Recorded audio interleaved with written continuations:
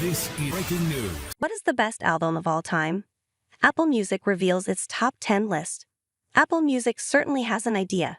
The music streaming giant announced on Wednesday their 10 greatest albums of all time, with Lauryn Hill's 1998 iconic The Miseducation of Lauryn Hill claiming the top spot.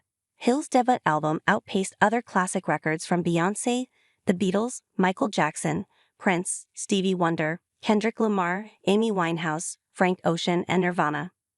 This is my award, but it's a rich, deep narrative and involves so many people and so much sacrifice and so much time and so much collective love, Hill said after receiving the news. The top 10 albums culminated Apple Music's inaugural 100 Best Albums, which started with a 10-day countdown last week.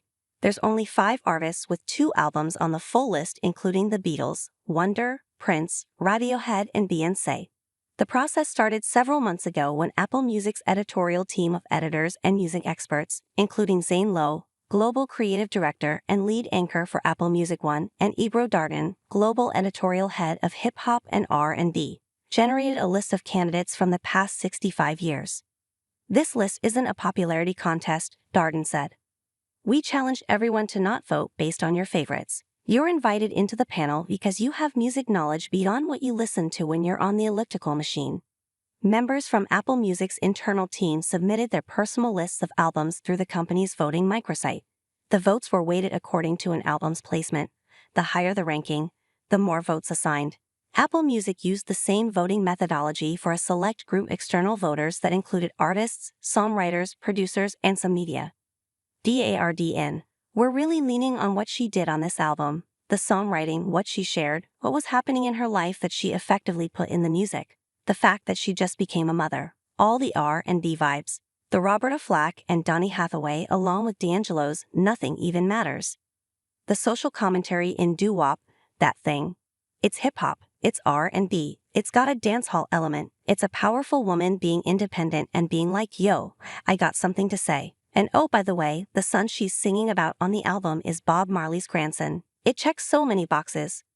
Lowe, it's the greatest blockbuster album ever. I think everyone I've spoken to about this list automatically assumes that it's going to be no. 1. That's because we've spent decade after decade seeing it basically no. 1. It came out during a time period when music was the top entertainment in the world. People were desperate for this Michael Jackson record even more than going to see a movie. Thriller is an incredible record. The whole thing is dialed in. But it didn't bug me that Lauryn came in at no. 1 and Thriller landed at no 2. 3. The Beatles, Abbey Road, 1969. Darden. Abbey Road has taken on a more modern life of its own in the social media space with TikTok. Maybe that's why it landed so high. When you go song for song on Abbey Road, I think it musically represents a happy time for the Beatles. It's very much like more raw Beatles than pop Beatles. 4. Prince and the Revolution, Purple Rain, 1984. Darden. I love that it was a black artist making soulful rock and pop records. I love the movie. It's phenomenal memories. It's not my favorite Prince album. I'm more into Sign o' the Times. Dance, music, sex, romance. I'm a big Prince fan, so I'm happy this got the votes. I think Purple Rain lives on in iconic fashion. 5. Frank Ocean, Blonde, 2016.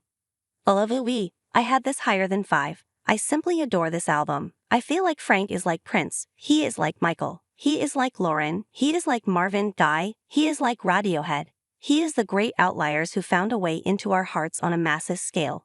They do not make music to appeal to a large audience, and yet somehow the music they make reaches us. Blonde didn't hit the certain sales targets that some of the biggest albums on this list did. But every time I put it on, it moves me different every single time. Stevie Wonder, Songs in the Key of Life, 1976. Lowe, it starts with a message, and it ends with a time to process everything that's happened in between. In the end, he finally gives you a moment to just take everything you've listened to and just absorb it. He channeled something major. 7. Kendrick Lamar, Good Kid, N.A. City, 2012. Darden. I'm happy this went so high. It was his debut album. He wrote an audio movie about his neighborhood and basically being a reluctant kid who is surrounded by all this toxicity, mayhem, and chaos. He's trying to see his way through it. He created opportunities for him and his friends to survive. 8. Amy Winehouse, Back to Black, 2006.